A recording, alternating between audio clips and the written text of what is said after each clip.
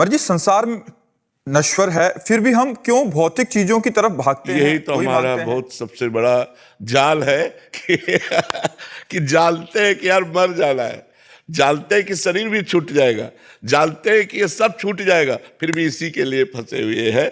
एक प्रसंग आता है मार्कंडेय पुराण में कि एक व्यापारी, उसका सब कुछ परिवार वालों ने लूट लिया, छीन लिया और उसको पीट करके घर से भगा दिया।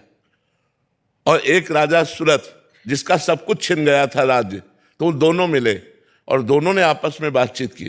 तो दोनों ये कह रहे हैं कि मैं करूं तो क्या, परिवार वालों ने मेरा सर्वस्व छीन लिया। वो वैश्य कहता, व्यापारी वो वैश्य कुल का था, मेरा सब कुछ छीन लिया, लेकिन मेरा मन उन्हीं के प्यार में फंसा है, लगता है वो राजी हो जाए और मुझे रख ले, मुझे वैराग्य नहीं हो रहा। उस राजा ने कहा मेरा सब कुछ छिन गया है, फिर भी मैं राज्य चाहता हूं, अब क्या करूं? तो उनका आद्या शक्ति, ये माया का प्रभाव है, आद्या शक्ति भगवती दुर्गा की आराधना की जाए, मार्कंडेय ऋषि के दुर्गा जी की आराधना की जाए, देवी की आराधना की जाए, वो अपने माया को हटावें, हमारे अंदर ज्ञान प्रकट करे, तो ये बात आवे। एक बार श्री स्वामी वामदेव जी महाराज अपनी मंडली के साथ भ्रमण कर रहे थे, अभी कुछ ही सब वर्षों पहले की बात है।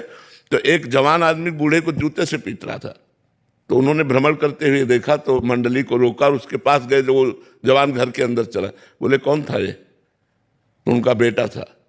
बोले जूतों से पीट रहा था, तुम्हें बुरा नहीं लगता है? चलो हमारी मंडली में चलो, हर समय तीनों टाइम भोजन मिलेगा और भगवान नाम कीर्तन सुनो, भगवान की कथा सुनो, वृद्ध शरीर क्यों ऐसी पीड़ा सहते हो? तो उनका लड़का हमारा पीठ हमें रहा, तुम काहे को परेशान? वामदेव जी महाराज ने कहा इतनी प्रबल माया है कि वो जूतों से पीट रहा है, फिर भी वो उसी का पक्ष ले रहा है, मंडली में नहीं आ रहा है, वो विरक्त नहीं हो रहा। यही भगवान की प्रचंड माया है। हम जानते हैं कि हमारा जीवन व्यर्थ जा रहा है। हम सच्चिदानंद भगवान की प्राप्ति के लिए मानव जीवन प्राप्त किया, गर्भ में भगवान से वादा करके आए हैं कि हम जब माँ के गर्भ से निकलेंगे तो ऐसा भजन करेंगे कि दोबारा माँ के गर्भ में ना जाना पड़े। लेकिन वो सब बातें हम भूल गए, गर्भ की भी बात भूल गए। इसी जन्म में हम 9 महीने गर्भ में रहे, कितना कष्ट रहा, हमको कोई ज्ञान नहीं है, पर हम ऐसा फंसते चले गए। अब देखो निकलने की कोशिश करो तो निकल नहीं सकते, और कोई हमें बांधे नहीं है, हम ही बंधे हुए हैं। पत्नी का मोह, पुत्र का मोह, पुत्री का मोह, मकान का मोह, परिवार का मोह, रिश्ते नाते का मोह, बैंक बैलेंस का मोह, और ये सब एक सेकंड में छूट जाने वाला है।